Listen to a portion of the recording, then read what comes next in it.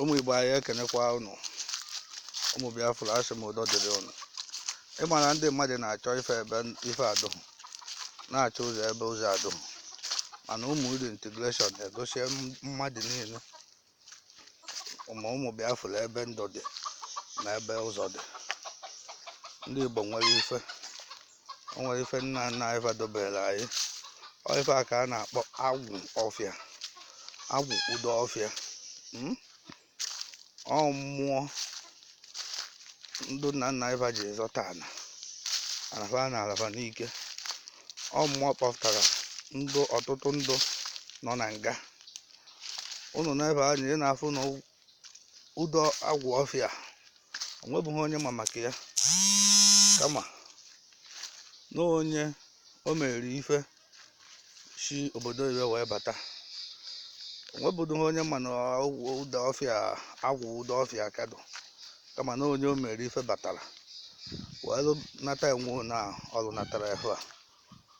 Ịma ndị mmadụ na-anene mmụọ, ụfọdụ na-eche anya n'ebe ahụ nke ahụ bụ ha ya esi ụnọdụ na-akpa ike ọ na-arụ ọrụ, mana ife a kịta awa agwụ udo ọfịa bụ ya na ọrụ onwe ya n'ime ọfịa. Ụnọ ọfụ ka ọ dụ iji gosi na ote ga-agbakọtara ya azụ, mana anọ na rịbọị bịara ebe a wacha ọjị, wapụ ọjị, were lụsịa ụlọ, mesie ife niile wee bata, were mekọnọta ya otu a na-akwadozi ka ọ rụọla ya ụlọ. Umu Udo Integration were bịakwute agwụ ọfịa n'ụbọchị taa. Ụnọ ọfụ na ya bụ awụ nnukwute mmụọ. Ọ dị mmụọ ka ọ ya awụ ịnecha anya bịa meele ya ofu ife. Ogodo ebini ka iji wee bịa ebe a, ọ na ịbịa so ka ị were blọkụ dogo ya okirikiri, ọ sete ya fensi ya ha esecha nwa ana ya niile dị ebe a, maka na gba akasa bịa ebe a mesiala ya ife. Na-ene anya obunye ego enu, obunyego many people enu, mana ife na-adụ na mmụọ wụ na mmụọ ya akwụwa ụfọdụ, fakwụọcha ụfọdụ. Ị na-ene anya ndị ahụ ha emenwuziri mmụọ ahụ ife ahụ o mere fe, mana agwụ ọfịa awụ nnukwute mmụọ. Ekwuwe a so na mgbe gboo na o so na agwụ karịchara agwụ, nnukwu agwụ karịchara n'ala Igbo niile.